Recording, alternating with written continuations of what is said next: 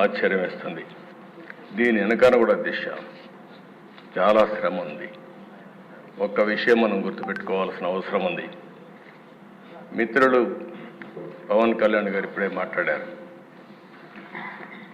ఒక్కసారి రాష్ట్ర ప్రజానికం కానీ ఎలాంటి నమ్మకం కల్పించామంటే చాలా సఫర్ అయ్యాం.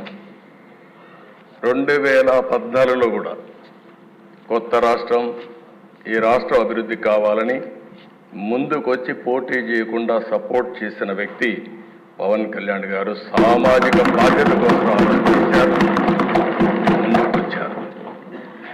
తర్వాత దిశ మొన్న ఎలక్షన్లో ఆయన్ని మేము చూసినప్పుడు చాలా సమస్యలు వచ్చాయి. నన్ను అరెస్ట్ చేసినప్పుడు జైలుకు వచ్చి నన్ను పరామర్శించిన తర్వాత బయట వచ్చి ఆ క్లిష్ట సమయంలో ఏమాత్రం ఓటు డివైడ్ కావడానికి వీలు లేదు, రాష్ట్ర ప్రయోజనాల కోసం తెలుగుదేశం జనసేన కలిసి పోటీ చేస్తామని చెప్పిన మొదటి వ్యక్తి పవన్ కళ్యాణ్. అంటే ఇది ఒక సామాజిక బాధ్యతగా తీసుకున్నారు. రాజకీయంలో అరుదైన సంఘటన ఇది. ఇద్దరం కలిసిన తర్వాత బీజేపీ వారు కూడా ముందుకొచ్చారు, కేంద్ర నాయకత్వం. ముగ్గురం కలిసిన తర్వాత దిశ ఇది ఒక సునామీ.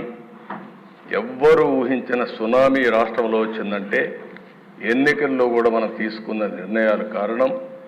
ఆ నిర్ణయాన్ని మళ్ళీ మనందరం కలిసి వారు ఒక మాట చెప్పారు, మనస్ఫూర్తిగా వినిపిస్తున్నా, ఈ రాష్ట్రాన్ని మళ్ళీ ఘాటిలో పెట్టి అన్ని విధాల అభివృద్ధి చేసే వరకు ఏమాత్రం ఆలోచించకుండా సమైక్యంగా ముందుకు పోవడానికి ఆలోచిస్తామని ఈ సభ ద్వారా రాష్ట్ర ప్రజానికాన్ని కూడా మేము ఒక హామీ ఇస్తున్నాం, చేస్తామని చెప్పి కూడా మీకు కూడా తెలియజేస్తున్నాను.